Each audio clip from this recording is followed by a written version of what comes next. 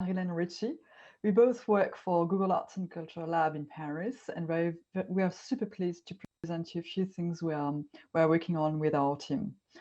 So we are going to speak about Google Arts and Culture, generally speaking, and the different projects we do on the app. And more specifically, we're going to mention what we do at the lab. So the app Google Arts and Culture is an app and is a website which is free.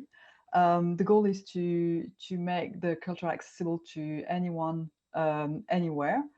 It's free. Google Arts and Culture is a non-profit organization within Google. We work with more than 2,000 cultural institutions around the world in more than 80 countries. Some institutions are taking part to the Cultural Summit, for instance, the UNESCO. So you will find more than 80 online exhibits on Google Arts and Culture around UNESCO World Heritage.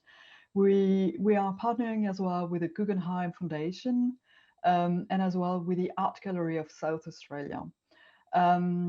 We are partnering with other cultural institutions who are not part of the Cultural Summit, for instance, the MoMA, the Met, and as well, we work not only with visual arts cultural institutions, but as well some other types of cultural institutions. So, for instance, we have been working on projects around gastronomy, science, fashion, languages, literature, history, extra, extra.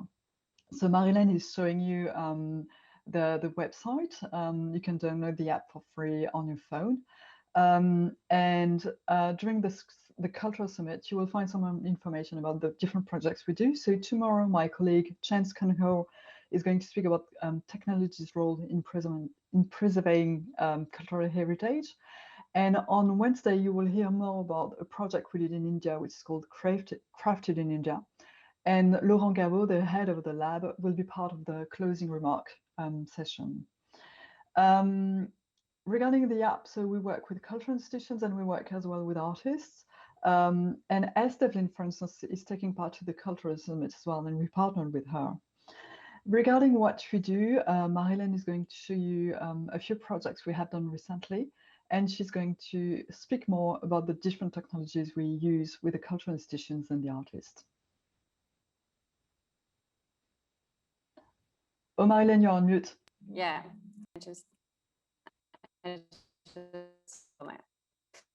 so I'm Marilyn Ritchie. I'm the lab project manager, and I'm going to show you a few of the experiments and technologies that we put at our partners' disposal and to help them, for instance, digitize artworks or and develop interesting and fun experiments. So people can have access to more and more culture and arts.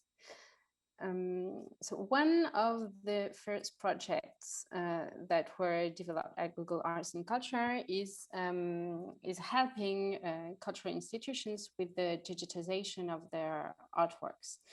And this technology was in the form of an art camera that was developed especially to digitize artworks in very high resolution.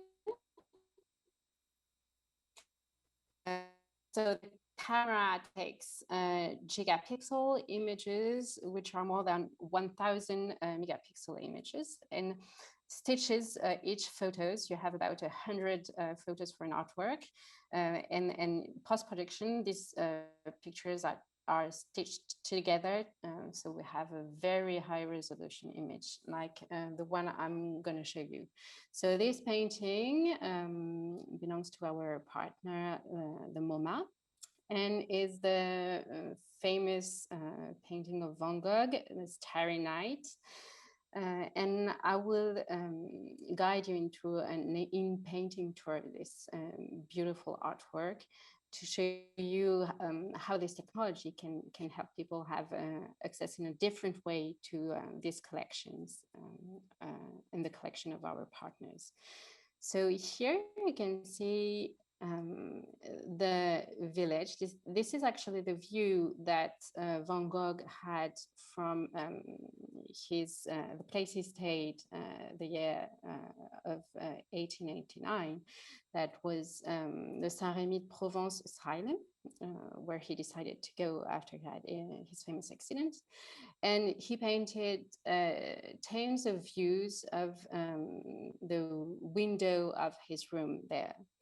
And this is one of them. This is actually the only nightscape that he painted from the view of his window. And here I started with this calming view of a village that is really interesting because it's not actually the view of the village that you can see. It mixed with the imaginary ideas of a village that he had, and especially this church pike is really interesting because it's really not the kind of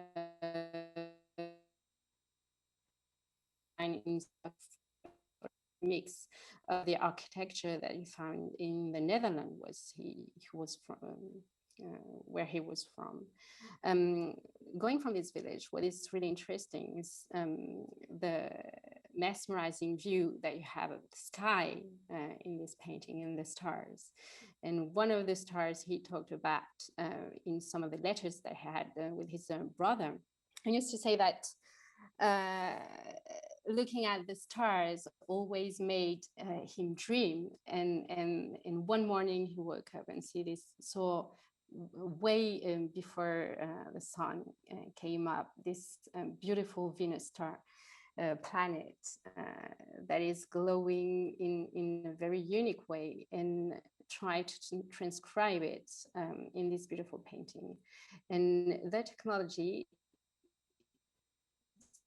so allows you to zoom in because of the very high definition of the picture we have of the painting, allows you to show the texture of the painting, cracks of the painting on canvas.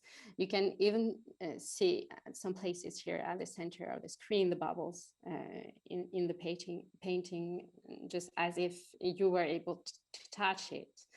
And what is interesting, especially in this painting, is that you can see the use that he made of the raw canvas.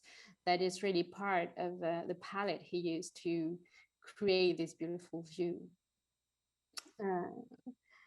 And the swirling sky also is very interesting. And this raw canvas, you can see it at various places.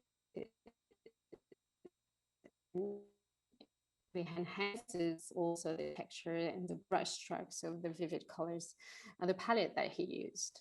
And going from one star to another, you can also have access to the beautiful moon that is glowing as if it were a sun at the top right of the painting.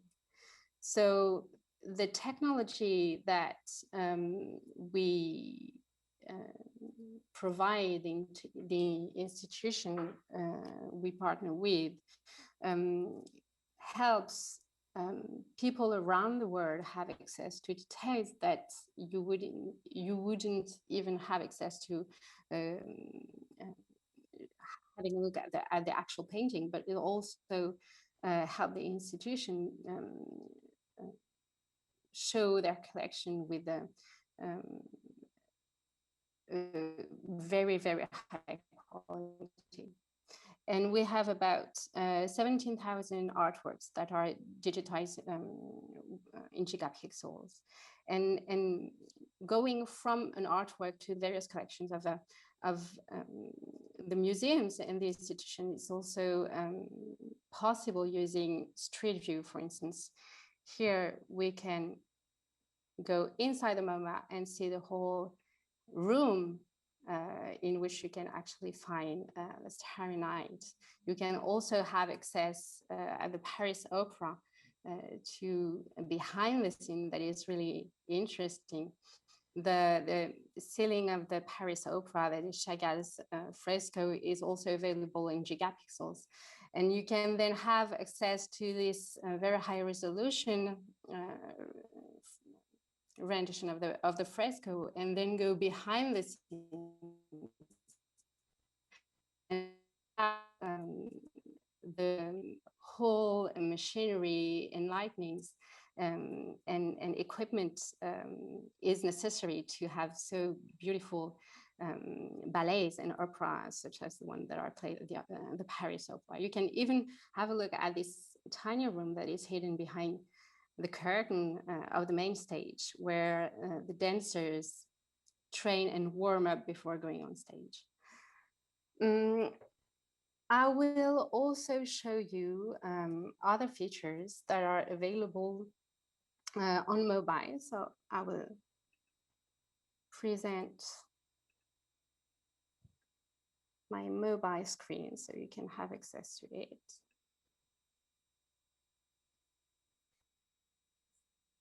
So here you should have access to the screen of the app on my mobile. And here that is also available on desktop for free for all to see and explore. And there are additional features that you can find on the app, and which purpose is to help people to have access to arts and culture in a very fun and entertaining way, using usages, drawing its existence from usages that especially young generations have, such as the selfie, for instance. So I'm going to show you how it works. Here is Art Selfie. This is a feature that has been developed in 2018, and that had a huge traction. The principle is really simple, and the way you use the app is very intuitive. So one really play with it and have access to it. It's based on computer vision technology, using machine learning, and so the principle is really really simple. You take a picture of yourself, so you take a selfie, and then the algorithm matches your selfie to portraits that he drew from artworks of the many collections that we have on the platform, and that are made available thanks to our partners. And you can see on the top left of the screen the percentage of similarity that the algorithm finds between your selfie and the portrait. And it's an interesting doorway to exploring collections, into museums, institutions that you wouldn't know for most of the people that are going on the app. I will show you another of the camera features that you can find on the app here. So you can see there are a few of them, and I will show you art filter. So this one is based on this same principle of taking a picture of yourself as well, or videos, and it uses augmented reality for you to play with collections and artifacts, such, for instance, this beautiful helmet or this beautiful Egyptian necklace as well that you can try on if my connection is good enough.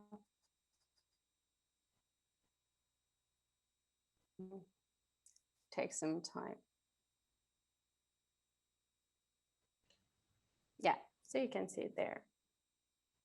And you can even speak as if you were Van Gogh. And this is a way, it's really fun. We do this in collaboration with our partners, obviously. And for people that don't have access to culture, it's also an interesting way to get to know it and to explore collections and artifacts and arts and culture in a broader sense, using that kind of fun doorways to this content. I will now present you further experiments that were developed at Google Arts and Culture Lab. So yeah, there, to show you the scope of the technologies that we're working on. At Google Arts and Culture Lab, the idea also is to test a wide array of technologies, from machine learning to augmented reality, mixed reality, and see how they can apply to culture, how they can help institutions offer interesting and engaging content online. So for instance, this one is Blob Opera. The idea with this experiment, often people are afraid to get access to, I have to, you can see this. So as I said, people doesn't feel legitimate often when having access to classical music or opera, for instance. And this, the idea of this experiment was to create something that was fun, that anyone could play with without being afraid of being judged for their appreciation of art and this specific field. And also it was an experiment on voice and on harmonization. So I'll present you to the blobs. Here is the bass.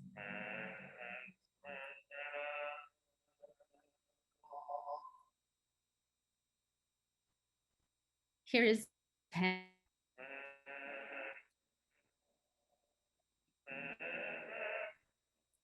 Here is the mezzo soprano.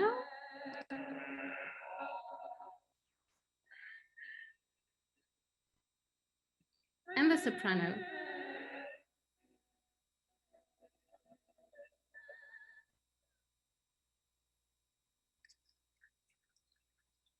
And they are the blobs. And the idea of this experiment was developed with opera singers. And one of the two algorithms used in this experiment was trained on their voices to recreate the texture and the specificities of the opera voices. So what the sound that you hear here is the sound reproduced by an algorithm trained on opera voices. I'm going to compose a little tune.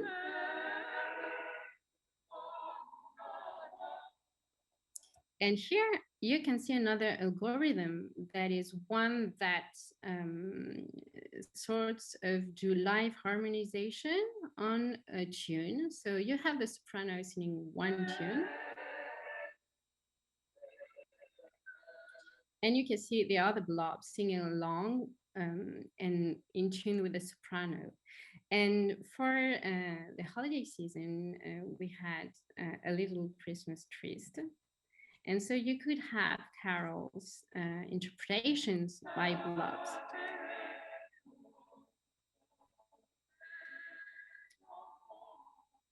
And people could compose their music as well and share it with friends. And so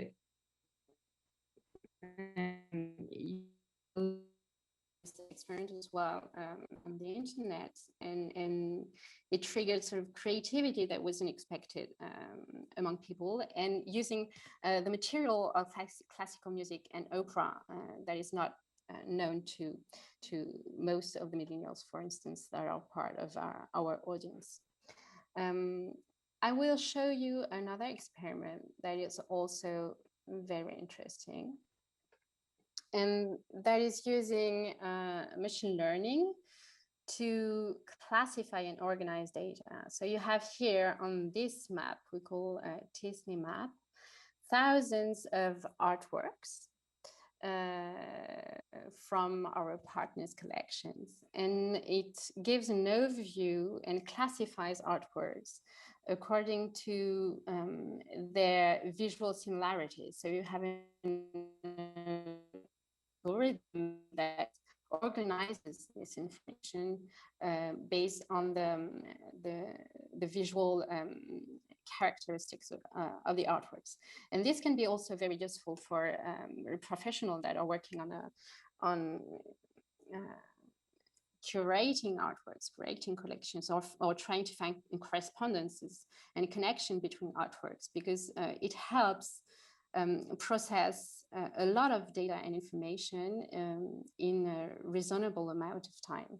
So I will show you an overview of this map. Here you have a guided tour menu, drop-down menu that helps you have access to all these artifacts. And the idea as well is to have an interactive way to explore these collections and explore these artworks. Here you have the collections of many partners on Japanese wood blocks. So you have beautiful sceneries, and you can dive into some of them and then have access to either the partner's page, or further access on details of these specific artworks. One of the connections specifically for this experiment that was really interesting was one of the painter Marie Cassatt's influences. So here in the middle of the screen, you can see one of Marie Cassatt's paintings. She was a famous impressionist painter, very close to Degas at the time. And what you can see around this painting, so all the paintings surrounding hers are actually Japanese wood blocks. And this is really interesting because you would think that she'd be herself one of these painters, but somehow the algorithm found connections between her painting and the paintings that are very characteristic to the Japanese wood blocks. And it's no wonder, because she was herself very inspired and influenced by Japanese wood blocks prints. So these are the interesting facts and surprises that you can find exploring artworks in this way. And here you have also access to her artwork and further information as well on the partner. And in this beautiful map that represent in 3D many artworks, you can have access to paintings, but you can also have access to, for instance, music instruments that are classified. And so it's interesting to see how you can also explore a wide variety and diversity of artifacts from the collections of so many cultural institutions. I see that we have some time left, so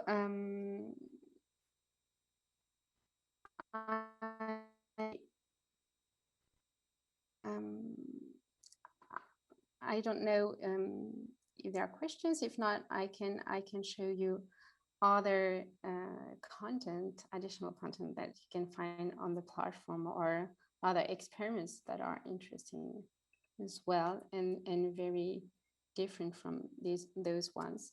So I will show you if I can have access to, because I'm presenting my screen. While Marilyn is presenting her screen, I think something I wanted to add is we feel very lucky to work with so amazing cultural institutions and partner with them on these projects. Something Google Arts and Culture really aim to is to give access to culture and to do this for free. So as Marilyn mentioned, Google is here to provide the technology, and the museum are here to really speak about the collections and the history of the different countries. Google Arts and Culture can't replace the experience we have in museums, and it's something, we are super aware, especially in these times where we can't really visit museums in some countries. But the idea is really to help museums to speak about their collections, and to give access to everyone, to everywhere in the world. And so we have some nice stories coming from the museum. So for instance, earlier Marilyn mentioned Art Selfie, where you take a selfie and it gives you a portrait from different museums in the world, which are very similar to how you look like, or you will find some visual similarities, sometimes that are pretty surprising, as you have seen with the results from Marilyn. And something, it's an anecdote, but I think it's a nice one, because a museum in the US sent us a message just after we had released this experiment, which was developed at the lab. And the museum told us that they have seen some new visitors coming to the museum with the app. And the visitors were like, we have seen this portrait coming as a result from Art Selfie. So I look like this portrait, and this portrait is in your museum. I have never been to this museum and would like to see this portrait. Where is it in your museum? So it's a nice story to show how developing new technologies using machine learning or augmented reality can bring people to museums in a fun way. So Marilyn is showing you now the experiments with Google page. It's a website which is available when you go to Google Arts and Culture. You have a link to this website, and you could go directly to it. It's a website where you can see the different experiments that have been developed by the lab in Paris. The experiments have been developed by creative coders who are artists in residence in Paris. A recent one we have developed is Play with a Kandinsky, which have been launched a few days ago.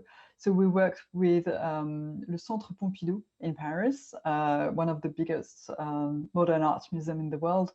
And the whole idea was to see how we could do some connections between visual art and music. So we let you discover the experiment.